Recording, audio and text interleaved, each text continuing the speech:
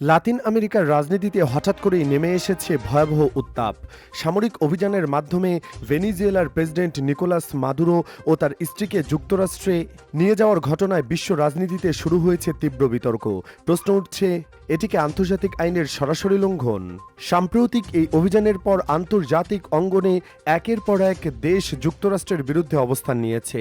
চীন প্রথম প্রতিক্রিয়ায় ঘটনাটিকে আন্তর্জাতিক আইনের সুস্পষ্ট লঙ্ঘন বলে আখ্যা দেয়। বেইজিংয়ের পক্ষ থেকে অবিলম্বে প্রেসিডেন্ট নিকোলাস মাদুরো ও তার স্ত্রী সিলিয়া ফ্লোরেসকে মুক্তি দেওয়ার আহ্বান জানানো হয় এবং তাদের নিরাপত্তা নিশ্চিত করার দাবি তোলা হয়। একই সঙ্গে ভেনিজুয়েলার সরকার উৎখাতের যে কোনো প্রচেষ্টা বন্ধ করার আহ্বান জানায় চীন। ভেনিজুয়েলার দীর্ঘদিনের মিত্র রাশিয়াও যুক্তরাষ্ট্রের এই পদক্ষেপের কঠোর নিন্দা জানিয়েছে। রুশ পররাষ্ট্র মন্ত্রণালয় এক কঠিন, স্বাধীন এবং একটি সার্বভৌম রাষ্ট্রের বিরুদ্ধে সশস্ত্র আগ্রাসন হিসেবে উল্লেখ করেছে।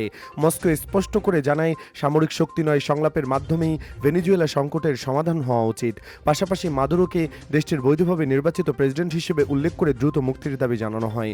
এদিকে ইরান এই ঘটনাকে ভেনিজুয়েলার সার্বভৌমত্বের ওপর সরাসরি আঘাত বলে মন্তব্য করেছে। ব্রাজিলের প্রেসিডেন্ট লুলা দা সিলভা বলেছেন, এই অভিযান সবসীমা অতিক্রম করেছে। কলম্বিয়া, চিলি ও কিউবার নেতারাও যুক্তরাষ্ট্রের বিরুদ্ধে উদ্বেগ ও নিন্দা প্রকাশ করেছেন। কিউবা এই হামলাকে অপরাধমূলক আগ্রাসন বলে অভিহিত করেছে।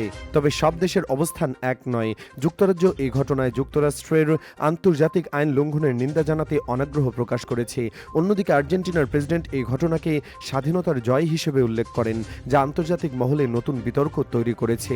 এই উত্তপ্ত পরিস্থিতির মধ্যেই নিকোলাস মাদুরো লাতিন আমেরিকা ও ক্যারিবীয় অঞ্চলের দেশগুলো নিয়ে একটি নতুন আন্তর্জাতিক জোট গঠনের প্রস্তাব দিয়েছেন।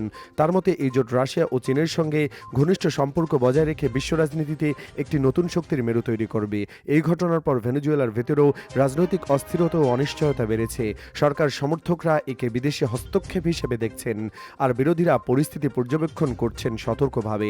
আন্তর্জাতিক সম্প্রদায় পরবর্তী পদক্ষেপে এখন নির্ধারণ করবে এই সংকট শেষ পর্যন্ত কোথায় গিয়ে মোড় নেয়। তারিফ বিন জিহাদ, দেশ 24 লাইভ, ঢাকা।